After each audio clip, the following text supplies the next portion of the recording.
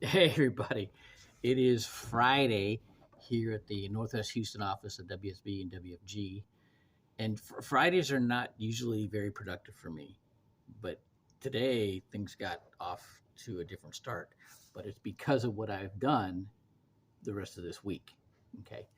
And so, um, right off the bat, um, I get uh, somebody I left a message for yesterday gives me a call. So this lady, I did a rollover for her TSP, and I got to see she doesn't have life insurance, and she's like 70 years old, and um, she has a lot of assets. She wanted to get a specific annuity that to leave the most amount to her heirs. So I got this. Um, I did a rollover of this company that had, so she had like 99,000. She's going to end up, if something happened to her, like today, her heirs would get like 245,000 because there's like insurance as part of the annuity. Okay. But I'm like, I'm thinking about my wife when she passed, how um, I had to get a loan to cover her cremation, right? And I had to jump through all these hoops to get it done quick to get the with their death certificate and going to the courthouse and or going to city hall and all that. And then on the way up to taking her ashes to her family, I had to fax a request for the death benefit from Delaware at a um, mailboxes, etc. Right on the in route, just crazy, stupid stuff, right? Because she didn't qualify for Evers. She had some health issues that prevented her from getting Evers. So that I became a really big advocate for their concierge service. Okay, so I talked to her about that, and she said, "Oh, she just was thinking about that." And then somebody else calls me, connects with me out of the blue, um, wanting to go over her husband's life insurance. He's still alive. They're still married. He's just in California. She's here in Texas, and she's like, something have she passed before he did, what would happen to the her half of the life insurance.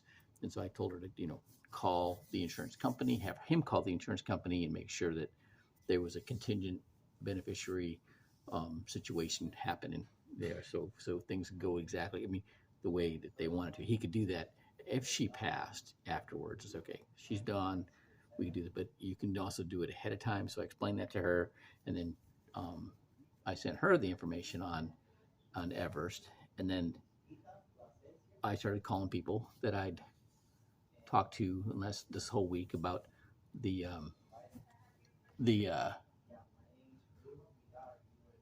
National Life Insurance Day presentation they did last Sunday, and so with that done, um, so it's been a good day, right, for a Friday, and it's like just 1:30, so it's um, yeah, but it's getting taking the process that I started. Okay, you can't steer a parked car.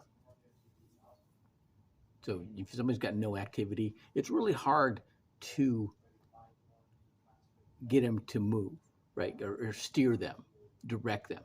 Okay, but you don't, you don't want to have a speed bump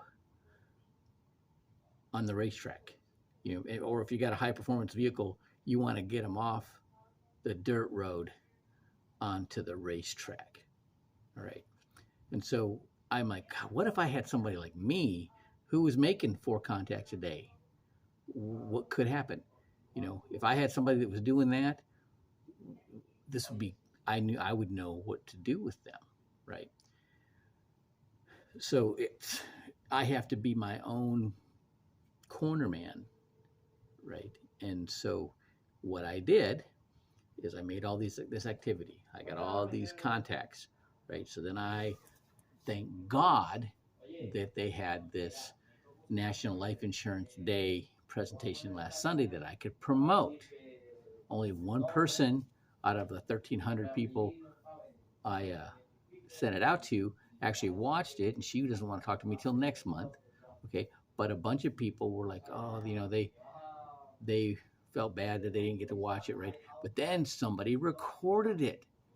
I was like, all right. So now I'm talking, hey, they made a recording. So I get like 9 people that I sent the recording to, right? Now I'm following up with them. Did they watch it? Setting appointments with them, right?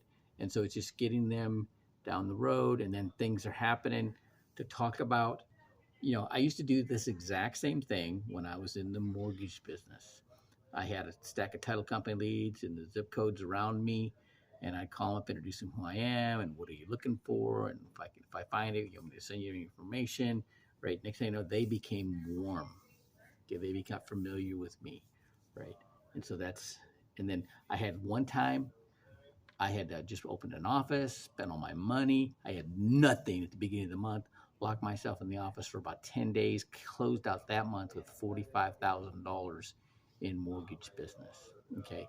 So I'm just taking that same strategy to my database, right? And I'm gleaning those ones that need what I got, but also in the process, people are getting familiar with who I am and what I do. I'm marketing myself, right? So I'm branding myself by talking to people about insurance and investments and strategies and for financial strategies. And in that process, all right, when they think of me like the lady did today, they knew who to call. All right. And of course, I'm asking for referrals. Because then you ask for exactly who you're looking for. And when you get that referral, my track record is 60% of the people that I get referrals from who I ask for exactly the kind of person I'm looking for close. Okay. And so that's what's happening for today. But like I said, you can't steer a parked car, but you don't want to put a speed bump on a racetrack. All right. Have a great day.